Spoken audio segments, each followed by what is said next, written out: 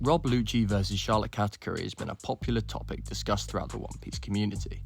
Now, of course, if this was Eni's Lobby Lucci versus Whole Cake Island Katakuri, this wouldn't be a topic worth discussing. But if you were to take the most recent versions of both characters, it becomes a different story.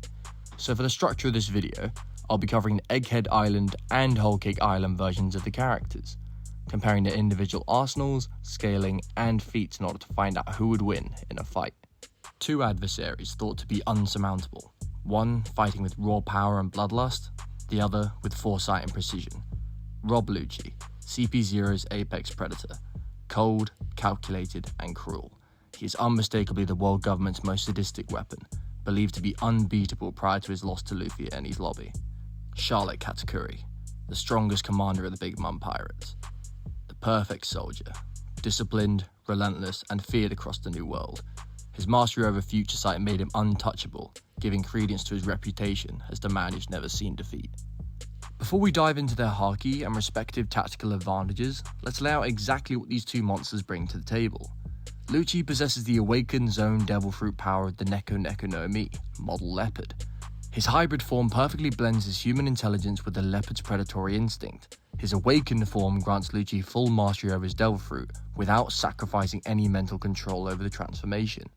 Instead, he reaps the benefits of his boosted physicality, enhanced regeneration, durability, and raw ferocity. These elements alone make him a terrifying anomaly amongst his own users, but he's also mastered Rokushiki, the Six Powers martial art, giving him unmatched versatility in assassination combat. Charlotte Katakuri, on the other hand, possesses the devil fruit powers of the Mochi Mochi no Mi, an awakened special paramecia.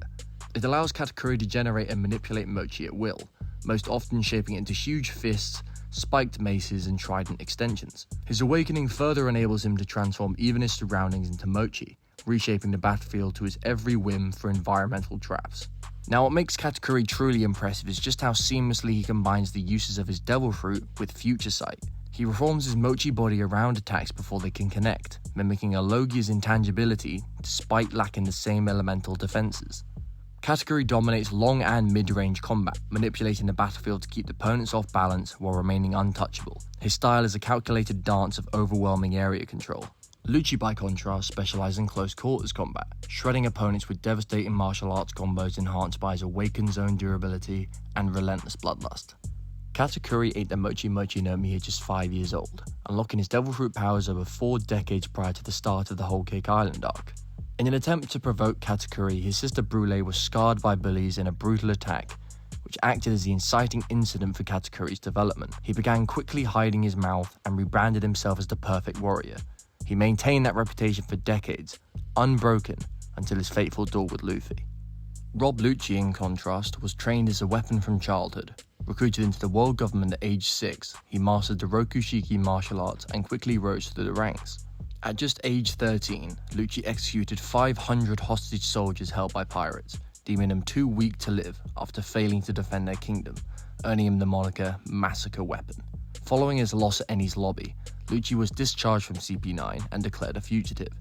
Yet he made a comeback by foiling Spandam's attempted coup at Impel Down, leading to the coward's demotion and Lucci's promotion to CP0, the highest echelon of Cipher Pol in the world government, where he would serve as their strongest agent. Both characters have impressive portfolios, but when it comes to their real combat experience, I would have to give Lucci the edge. Now, I know what you're thinking. Atlas, what are you talking about? Katakuri has had his fruit for 40 plus years and mastered Future Sight. How could Lucci possibly have more experience when he's 18 years younger also? But here's the really key factor which is often ignored. Katakuri was never pushed in battle until he faced Luffy. As Big Mom's most powerful enforcer, few could challenge him. He developed mastery over his devil fruit and haki in isolation. Flawless, of course, but untested under true adversity. Lucci, meanwhile, was forged in constant high-stakes conflict, from assassinations to government coups. However, his duties as a Cipher Pol agent alone wouldn't make me give him the advantage. But Lucci is part of a very exclusive club, one of the few confirmed users of an awakened zone who retains his full mental control. Awakening a zone devil fruit enhances strength, stamina, and recovery to incredible levels, but it typically costs rationality, as we saw was the case with the Impel Down jailer beasts. Even Kaido noted how rare and difficult zone awakenings are to master. with him not even having fully mastered his own mythical zone to the point of awakening. Yet Lucci not only awakened his leopard fruit, but integrates it seamlessly with his Rokushiki techniques, all the while retaining the sharp cunning that made him so formidable to begin with. That level of control is borderline unheard of and is a testament to how honed his mind and body truly are. And while this may be a controversial take, that's why, with quality over quantity, Lucci takes battle experience. Now we're on to Haki.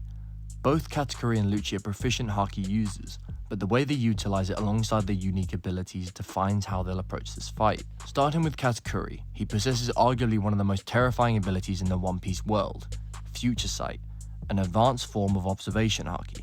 At its base level, observation Haki allows users to sense presence, emotion, and general intent. The most elite fighters can predict attacks a split second before they happen. However, Katakuri takes it several degrees further. His observation is so developed that he can see a few seconds into the future. In his battle with Luffy on Whole Cake, Katakuri dodged attacks he hadn't even physically reacted to yet, countered moves before they began, and never even committed to a strike unless he'd already seen it land. His precognition is battle-altering, as he's essentially reading your moves off a battle report. It's the greatest defensive utilization of observation Haki we've seen, outside of top tiers like Mihawk and Shanks, with one being clairvoyant and the other being able to shut down observation entirely. This ability renders Katakuri untouchable in one-on-one combat. You can't land a hit on him unless you disrupt his mental state or outmatch his tempo, and even then, that's a tall order. But Katakuri's mastery doesn't end there. His armament Haki is also seamlessly integrated into his mochi-based fighting style, resulting in a fluid strategy where both power and precision work in tandem. He can fuse armament into his ranged trident attacks, shapeshift his mochi strikes, and generate high-speed battering moves like Buzzcut Mochi through this combo. However, a key point to mention here is that Katakuri does not possess advanced armament, the kind that flows into and through objects, which is the case with Luffy's Ryo or Wano Country's Samurai. Katakuri's Haki-enhanced techniques instead rely on compressing mochi to form sharp, solid cuboid gauntlets to simulate cutting power. His armament is exceptionally strong, but it's not because of advanced flow, but because it's paired with precise mochi manipulation to maximize its hardness and impact. It's an impressive form of synergy, but again, it's not actually advanced armament. Next is the wild card, Conqueror's Haki, the rarest of all. Unlike the other versions of Haki, it isn't about sensing or blocking, but instead spirit, pure willpower made manifest, and Katakuri is one of the few confirmed users in the whole One Piece world. While he doesn't have Conqueror's coating like Luffy or Zoro just yet, Oda often foreshadows future mastery through leading breadcrumbs of potential. The fact Katakuri even has Conquerors and Future Sight places him in a very exceptional category of Haki users. As for Rob Lucci, his armament is ridiculously tough. He clashed with Gear 5 Luffy, and although Luffy wasn't using full power, Lucci didn't break early in their collision, with both getting sent flying across Egghead. His armament is strong enough to withstand punches from the form capable of overpowering Kaido, and while his armament isn't as flashy as Katakuri's cuboid gauntlets, it is brutally efficient, especially in instances where he blocked and parried King of Hell Zoro's blades with just his claws. It's also worth noting that during Lucci's clash with Gear 5 Luffy, Black Lightning erupted from their collision, the visual cue Oda uses for advanced Conqueror-infused attacks. I'll get into why Lucci himself isn't a Conqueror later on, but this effect signifies that Luffy was using advanced Conqueror's coating against him. The fact Lucci withstood multiple direct hits from Luffy's strongest form of Haki speaks volumes about his defensive capability, even if he wasn't matching Conquerors with Conquerors in a no-touch clash. As for observation, Lucci has a much more subtle showing.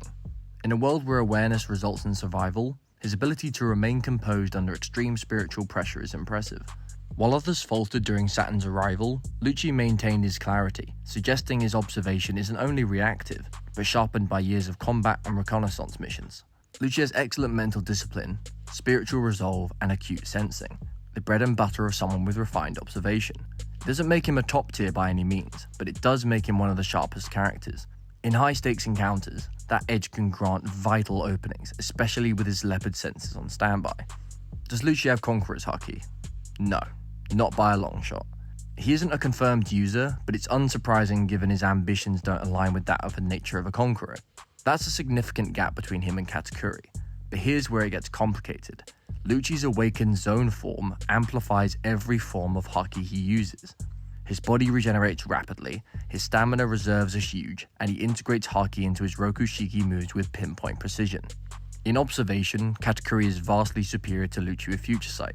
Lucci's sensing ability is useful, but Katakuri's precognition is flat out unmatched outside of a select few. In armament, Katakuri has excellent integration just like Lucci. However, the latter's enhanced durability and regeneration suggests his post-awakening armament is denser and more adaptive than Katakuri's, having fought with stronger armament users than Katakuri had on Whole Cake, providing him a much more impressive portfolio. However, Lucci simply loses in the Conqueror's department by default, which, unless Oda says otherwise, will remain Katakuri's domain. In overall Haki Mastery, if we're talking technical range and potential, Katakuri wins with Future Sight and Conquerors, but in terms of tactical application, Lucci uses armament more aggressively and effectively than Katakuri does. Now we're on to battle IQ, where the conversation gets even more nuanced. Both characters are tactical monsters, but their approaches are fundamentally different. Katakuri is a reactive genius. Future Sight lets him watch an opponent's moves play out before they even make them, guaranteeing himself advantageous positions. In his fight with Luffy, his strategy and maneuvers were on a complete display. No wasted energy, no overextensions. His style relies on adapting with supernatural clarity. But here lies the catch. Reactive doesn't always mean proactive. Katakuri's biggest challenge against Luffy wasn't physical but psychological. Once his perfect image cracked, he faltered. Ego, pride, and later respect clouded his decisions, going as far to wound himself to even the playing field once again. That demonstrated his emotional intelligence, of course, but also a tactical vulnerability. Katakuri's battle IQ thrives under structure and predictable flow, but once that's broken, his tactical edge diminishes, which is a vulnerability Lucci would exploit with unadulterated aggression. Lucci is a proactive tactician. His combat style isn't just about overwhelming power, but engineered assassination. He fights to dominate. His Rokushiki mastery is unmatched, with each technique serving a precise purpose. Soru for speed, Geppo for mobility, Shigan for penetration, Teke for defense, and Kami-E for evasion. His body is a Swiss army knife forged for killing, and he applies these tools under pressure with ruthless cunning. Against Luffy at Eni's lobby, Lucci adjusted tactics mid-fight, alternating between brute force and hit-and-run strategies based on how Gear 2nd or 3rd shifted the battle. In Egghead, he's grown as a strategist, cooperating with Stussy when advantageous, targeting Vegapunk satellites to cripple intel, and stalking the battlefield like a predator waiting for openings. His leopard instincts paired with pinpoint calculation make him very dangerous. Visceral bloodlust coupled with cold logic. Lucci's combat experience teaches him to capitalize on chaos, turning confusion into an opportunity, an invaluable skill in combat, one that Lucci will constantly reap the benefits of. So, who takes battle IQ? Katakuri is more akin to the refined duelist archetype. He plays a perfect match as long as the game stays fair, but Lucci is a predator willing to win by any means necessary. Katakuri's mind is honed for control, with Lucci's built for chaos, and ironically, that makes him the more flexible tactician. In the cold reality of war, Lucci has the sharper mind for battle, with no sympathy, nor ideals that prevent him from doing exactly what he excels at: killing. Now that it's come to raw strength, we can really get to the bread and butter of the scaling. Katakuri's attack potency feats are impressive within the context of the Whole Cake Island arc. He effortlessly overpowered Gear 2nd and Gear 3rd Luffy, only being matched in strengths and later overpowered once Luffy entered Gear 4th Boundman. While Katakuri dominated pre-Udon Luffy's standard forms, he still struggled against Boundman's explosive offense. His ace in the hole, Buzzcut Mochi, was easily his most powerful attack. However, despite connecting cleanly with Luffy, Buzzcut Mochi failed to knock him out or decisively end the fight on multiple occasions. Luffy tanked these blows and kept fighting back. Now this raises quite the problem for Katakuri, as if his strongest attack couldn't finish a pre-Udon Gear 4th Luffy, could it really even threaten fighters contending with a post-Udon training Luffy? For context, the Luffy that Katakuri fought was pre-Udon, before Luffy underwent brutal training at Wano's Udon prison, where he not only regained his strength, but learned advanced armament. This technique allowed him to project Haki into an enemy, bypassing their conventional durability. It was this same Ryu application of armament that enabled Wano's samurai to injure Kaido despite his near impenetrable scales. But Luffy's growth didn't end there. After this training, Luffy would go on to fight and eventually defeat Kaido, the world's strongest creature, awakening advanced Conqueror's Haki to coat his attacks in a Conqueror's will, vastly amplifying his offensive power. By the time we reach Egghead, Luffy has attained Gear 5, the full awakening of his mythical zone fruit, granting him Toon Force-like reality manipulation on top of all of his previous abilities. The Luffy that Lucci fought was stronger in base form than the Luffy Katakuri fought in Gear 4th. The The base Luffy that hurt Kaido with Advanced Conquerors then adds Gear 4 on top, making him exponentially stronger in Bound Man than his whole cake self, operating on a completely different plane altogether in Gear 5. Despite this massive power jump, Lucci managed to block and exchange blows directly with the stronger Luffy in Gear 5, making Luffy acknowledge him as an opponent worthy of the transformation. While it's true Luffy didn't fight with killing intent, nor use maximum output techniques like Bajirang Gun, it doesn't diminish what Lucci was able to accomplish in their skirmish. Luffy's playful mindset is an intrinsic part of Gear 5's fighting style, rooted in its Toon Force mechanics with the entire ideology of becoming the most free, motivating the form. Therefore, he is still fighting seriously even while appearing playful, which is what makes Gear 5 seem so terrifying from a villain's perspective. A more experienced Gear 5 Luffy from the one who defeated Kaido treated Lucci as a threat worthy of using his awakening against, proving Lucci is in a completely different league from Katakuri when it comes to power, attack potency, and overall physical strength. The pinnacle of Katakuri's AP failed to down a far weaker Luffy than the one Lucci clashed with directly on Egghead. The Leopard Man is undeniably the more powerful of the two. When it comes to speed, Katakuri is no slouch. His reaction and combat speed completely overwhelmed Pre-Udon Luffy, even to a belittling degree, when he was mimicking Gear 2nd and Gear 3rd with his Mochi. Even against Gear 4th Bound Man, Katakuri kept up with Luffy's attacks, countering them efficiently with Future Sight. This is no minor feat, as Bound Man's speed was overwhelming the prior arc's main antagonist Doflamingo with ease. However, Katakuri's true test came against Gear 4 Snake Man.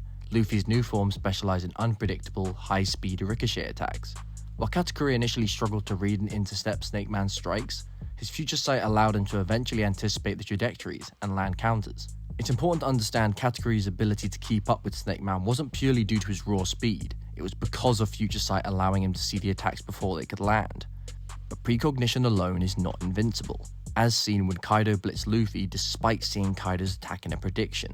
Seeing what is coming does not matter if your body simply isn't fast enough to react. Just ask Sentomaru. Speaking of which, we should address Lucci's blitz scaling. Lucci blitzed Sentomaru on Egghead, landing a decisive hit before he could even use his ultimate defense. This is significant because Sentomaru was fast enough to block Kizaru's lightspeed lasers. While Sentomaru blocking Kizaru's laser doesn't necessarily make him lightspeed himself, it proves his reaction time is sharp enough to intercept attacks moving at lightspeed at a close range. Yet despite this, Lucci managed to close the gap and attack before Sentomaru could even guard, despite him seeing Lucci coming. Therefore, Lucci effectively outsped a character whose reactions were honed to counter lightspeed beams. Observation Haki alone didn't save Sentomaru, just like Luffy's didn't. Lucci's raw speed potential implies Katakuri's precognition would not matter if his body cannot physically keep up. In his awakened leopard hybrid form, Lucci could react to and trade blows with Gear 5 Luffy. While he couldn't match Gear 5's cartoonish speed the entire fight, he kept up long enough to land hits, react to counters, and remain in the fight before ultimately being overwhelmed. This Gear 5 is exponentially faster than Whole Cake Island's Bound Man and Snake Man due to Luffy's intense training, newly acquired mastery over advanced Haki forms, and subsequent battle in Wano country against Kaido, the world's strongest creature, refining him into an even more competent warrior.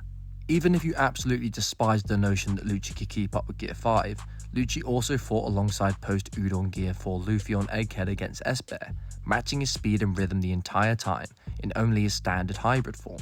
Again, this is a Luffy operating at a much higher speed tier than the one Katakuri fought, and what makes Lucci's feats even more impressive here is that he achieves all of this without advanced observation. His reactions are based purely on raw physical speed, instinct, and combat experience. So when it comes to speed, Lucci is definitely faster. He's reacted to and fought opponents far faster than anyone that Katakuri has faced, and he's doing it without relying on precognition.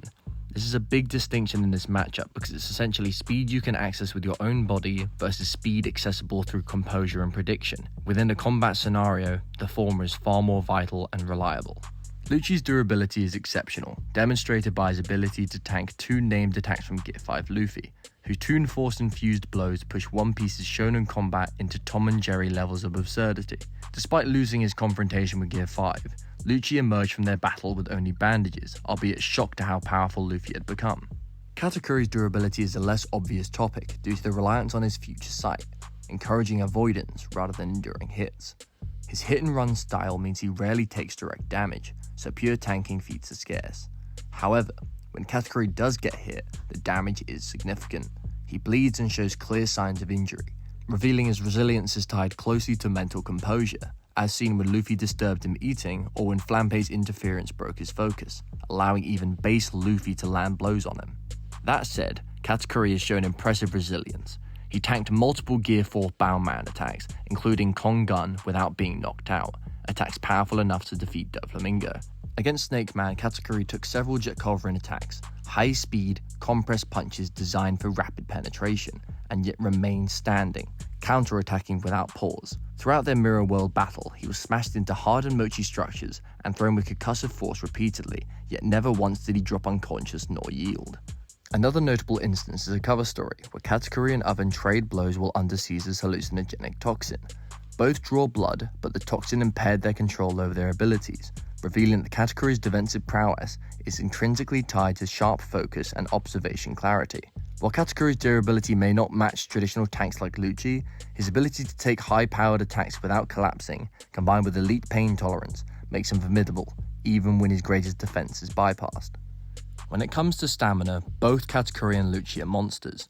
Katakuri fought Luffy for hours on end without visibly tiring, maintaining future sight and armament throughout, showcasing consistent composure in extended combat. But here's where Lucci's physiology and fruit advantages come in. Zone Devil Fruits, especially awakened ones, are renowned for stamina amplification. If your body prevents damage better and heals faster, your effective stamina multiplies. You're not draining energy compensating for injuries, instead your body stays combat ready long after others have worn down. Lucci's stamina feats aren't showcased in marathon duels like Katakuri's, but the implications of his awakened zone are clear. He survived multiple Gear 5 attacks and got up numerous times without pause, regenerating injuries mid-combat. The very nature of Zone Awakenings grants him enhanced vitality, recovery, and endurance, meaning he can fight at near peak output without fatigue dragging him down. So while Katakuri has proven exceptional stamina in long 1v1 fights, Lucci's Zone Awakening grants him an unnatural stamina loop. Damage is mitigated, wounds heal faster, and output remains consistent. In a war of attrition, Lucci's stamina ceiling is simply built higher by design. Combining both stamina and durability gets us to endurance, the ability to keep going despite significant damage. And while endurance may seem debatable between Lucci and Katakuri, on closer inspection, this is arguably Lucci's most terrifying asset in the fight. Whether Lucci actually passed out from Luffy's Dawn rocket is unknown. In the manga he thinks "I'm losing consciousness, can't hold on," yet just 2 pages later he's back on his feet with only a plaster on his cheek, composed and unfazed. Their egghead clash directly echoes Eni's lobby, where Gear 3rd Luffy smashed him through the Tower of Justice, leaving him supposedly unconscious, only for Lucci to force himself upright moments later. Back then, he stood despite being utterly broken. Now, decades later, nothing's changed. Lucci simply doesn't stay down. Even after his loss to Gear 5, the form powerful enough to beat Kaido, he survived 3 named attacks and was back on his feet almost immediately. Here's Lucci taking direct hits from a Yonko-level fighter that would incapacitate nearly anyone else, yet he remains conscious and determined to keep fighting. And it doesn't stop there. After a short respite, Lucci goes toe-to-toe with King of Hell Zoro, fighting him to mutual fatigue before taking Zoro's finisher, Spotted Leopard, Havana Hunt, head on. Now, he doesn't tank the attack, but he survives a named finisher from the swordsman who one-shot King, with Zoro himself acknowledging Lucci's toughness. This moment highlights Lucci's ability to keep fighting at high output despite grave injuries, only to be BFR'd by Jinbei keen on retrieving Zoro from his low diff one-shot. Katakuri, on the other hand, is an endurance fighter in a different lane. His battle with Luffy lasted over 12 hours, half a day of continuous combat, showcasing phenomenal stamina output and consistency. But when it comes to tanking damage or taking hits head-on, Katakuri has fewer feats. His fighting style revolves around evasion with future sight, avoiding it entirely rather than enduring it. One of Katakuri's most controversial moments is his decision to wound himself. In my analysis, it stemmed from integrity. He landed a critical blow on Luffy due to Flampay's interference. Stabbing himself was his way of restoring honor and fairness to the fight. Outside of this, the few times Katakuri takes damage, it visibly hurts him. His durability isn't poor, but he isn't the type to keep fighting indefinitely after sustaining life-threatening blows like Lucci does. Katakuri's strength lies in dodging damage entirely, Lucci's lies in enduring it. This is why I argue Lucci has superior endurance. He's the embodiment of kill or be killed resolve. Even when pushed beyond his limits by some of the strongest pirates alive, he gets back up, ready to fight until his body physically can't anymore. He isn't a tank like Kaido or Whitebeard brushing off attacks as if they're nothing. Instead, he's arguably scarier. a fighter who takes the damage, feels every ounce of the pain, but keeps getting back up regardless. And while Katakuri vs Lucci was intense, it was a close battle and it's worth remembering, Luffy had already fought Cracker for 12 hours before, yet even after taking the majority of the damage in his fight with Katakuri, Luffy still outlasted him. That alone puts into perspective the difference between stamina and true endurance, and in that regard, Lucci definitely comes out on top. Katakuri's win conditions revolve around keeping calm, so that his future sight remains active whilst engaging from a distance to prevent a close quarters clash with Lucci. It would be crucial for Katakuri to ignore any of Lucci's attempts to provoke him, and remain on the defensive before an opportunity presents itself for him to exploit for a counterattack. Unfortunately for Katakuri, his attack power leaves a lot to be desired, with Buzzcut Mochi being unlikely to damage Lucci in his awakened hybrid form. Instead, he would need to rely on his environmental control as his primary offensive tool. This is to disrupt Lucci from building up formidable speed, removing his camouflage advantage, and landing blows from various directions to keep him at long range. For Lucci's win conditions, since he specializes in close quarters combat, he'd need to close the distance between them first and foremost. Landing a Rokushiki combo or decisive strike to break Katakuri's rhythm would be Lucci's main objective, so as to get him flustered and lose his future sight access. Each of Lucci's attacks would be launched with fatal intent, maiming him with a handgun being Lucci's best case scenario, which would expose critical endurance issues for Katakuri. Here each of their arsenals would be catering for their ideal usage. However, forcing Katakuri to play defensively pushes him into a vulnerable position, especially against a character whose expertise lies in offense. Katakuri is an incredibly polished fighter. His future sight makes him almost untouchable. His mochi manipulation allows him to reshape the environment at will, and his conqueror's haki cements him among the elite. His fighting style is built around control, keeping opponents at a distance and punishing them when they overextend. But while his precognition is phenomenal, it isn't invincible. Prediction only matters if your body can react to what it sees. Lucci, on the other hand, is a monster forged for assassination. His awakened zone grants him monstrous durability, regeneration, and stamina that Katakuri simply cannot match. Lucci's Rokushiki Mastery gives him a lethal, versatile skill set for close quarters combat, while his raw speed allows him to contend with Gear 5 Luffy, a fighter operating exponentially above the version Katakuri fought.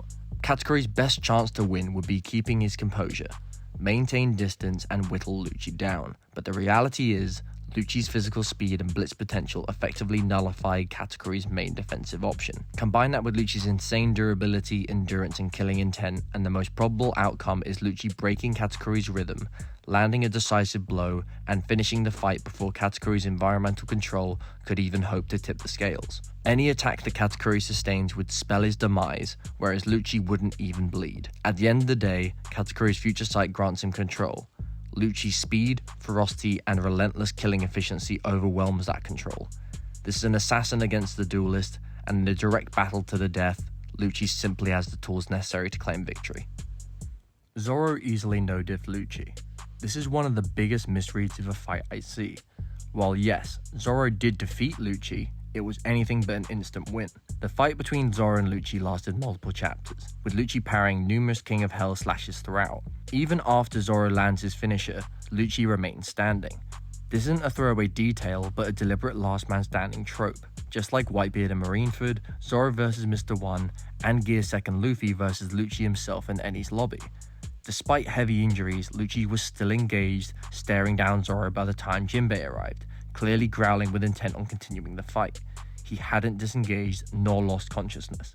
Jinbei had to physically grab Zoro because he was taking so long in his fight against Lucci. Jinbei then launched his 5,000 brick fist at the surrounding area, prompting Lucci to raise his guard before finally ending the confrontation and de-transforming once Jinbei had escaped with Zoro. This demonstrates that Lucci himself consciously disengaged, rather than him being incapacitated like many people like to claim. This idea is further reinforced because immediately after, Lucci is shown in his base form, fully conscious and lucid, giving a detailed tactical report to Mars, without any signs of confusion or disorientation beyond him being out of breath. Later he appears with bandages covering his chest wound, yet he's up and about without issue, walking around normally. This is significant because One Piece consistently portrays characters with severe injuries needing long-term recovery. For example, after Zoro's fight with Mr. One, or Luffy's first fight with Lucci, they were so injured they could barely stand, despite even having won their respective fights. In Lucci's case, he was back to operations almost immediately. This highlights his awakened zone regeneration. If Oda wanted this fight to be low diff, Zoro would have simply defeated Lucci outright, ending it decisively. Instead, Zoro is shown visibly respecting Lucci's resolve, mirroring the same situation he has found himself in before, where he's clearly wounded, needing to bet it all on one final attack, despite not being in typical fighting shape. Throughout the entire fight, Lucci remained the aggressor, actively pushing Zoro instead of getting overwhelmed like he was against Gear 5. His mindset is that of a predator, pressing the advantage, not a defeated man resigned to losing. This indicates the fight was, at minimum, high difficulty for Zoro, as Lucci's resilience and combat drive never waned. By the fight's end, Zoro is visibly exhausted and breathing heavily, showing he pushed himself to his limits despite Lucci being the one having already endured more punishing battles than Zoro during the arc. This contrast highlights Lucci's monstrous stamina and durability, debunking any claim that Zoro overwhelmed him effortlessly or wasted time unnecessarily when the character himself implies the opposite, as well as Lucci having literally fought multiple people prior. There is an undeniable gap between Luffy and Zoro. Even if you upscale Zoro's betrayal here incredibly generously, Luffy had already fought Kaido and surpassed him. Following his newfound powers from Wano, he goes on to fight Kizaru and the Five Elders, all the while pushing beyond his previous limits, to not only unlock Gear 5, but to utilize it better with each transformation. Lucci's betrayal against both Zoro and Luffy showcases the hierarchy as clearly Luffy being stronger than Zoro. From how Gear 5 has been treated following Wano, it's evident that only characters at Admiral level and beyond can contend with it. Characters below that tier like Zoro and Lucci may be able to briefly keep up, but they're on track for a dunk into a volcano with no solutions to any of the main problems presented by Gear 5. Another popular idea within the community is that Katakuri equals king, Cracker equals queen, and Jack equals Pero, stemming from the want for a different format of scaling so that there's a neat matchup symmetry between the Sweet Commanders and the Calamities, thus the Big Mom Pirates and the Beast Pirates. The logic behind the comparison is plausible, with numerous visual parallels throughout the raid, but ultimately the misconception stems from a false equivalence rather than an authentic display of their power, having ignored their respective feats, betrayal, and narrative purpose. One of the first issues immediately upon applying any scrutiny to this logic is that Pero isn't even a Sweet Commander. Despite being Big Mom's eldest son, his official role is Minister of Candy, placing him amongst the highest ranking officers, but he still ranks directly below the three Sweet Commanders, which were explicitly stated in the manga, anime, and Vivre cards to be Katakuri, Smoothie, and Cracker. The only real similarity between Jack and Pero is that they're both shown fighting Minks during the Onigashima raid, but the context of these fights is incredibly different. Pero defeats two Sulong Minks, yes, but just barely, and the core reason being their Sulong forms wore off. Jack, on the other hand, held his ground against an entire army of Sulong Minks with the help of his men. The sheer scale and difficulty of Jack's battle far outweighed Pero's skirmish. Even when Jack is finally defeated, it takes Zoe's two strongest warriors to bring him down, and that's after he's already been weakened.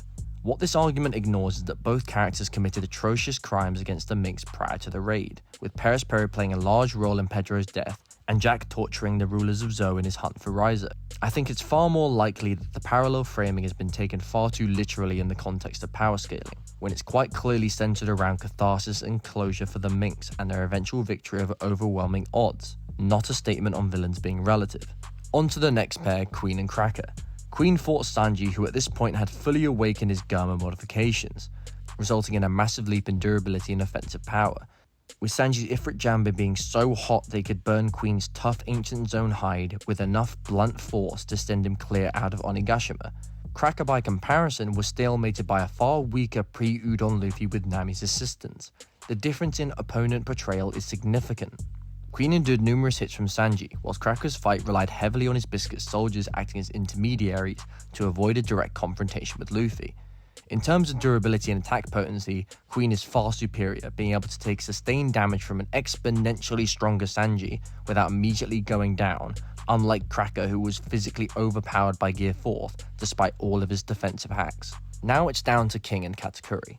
King clashed with the Zoro with Conqueror's Coating, a man capable of scarring Kaido. Katakuri's future sight is powerful, but his AP doesn't even begin to compare to King's flame-enhanced Imperial Tempera Udon. Having discussed each matchup, it's quite evident they're mostly style over substance, with the inverse comparisons offering a drastically different reading of their power. I can see the appeal in that it would have been a clever way of linking the crews where there's such connection, but in a fight, the gap is undeniable. Katakuri was a powerful opponent for Luffy on Whole Cake Island, giving the future king of pirates his most respectful 1v1 in the entire manga. But in terms of feats, scaling, and how each of the video's headliners' current arsenals would fare against one another, Katakuri would be fighting an egregiously uphill battle against Lucci. Katakuri would have a much harder time securing his defensive-oriented win conditions against Lucci, an incredibly ferocious brawler specialized in assassination, who'd be eager to take advantage of the speed gap between the two. Do you guys think Lucci's strength and speed is enough to break through Katakuri's future sight? Let me know in the comments how you guys see this fight going, as well if there's any of your own points that you think I may have missed in the video. I'm excited to see your guys' feedback. This is my first analysis on the channel, so if you liked it, drop a like and subscribe for future matchups, and I'll see you guys in the next one.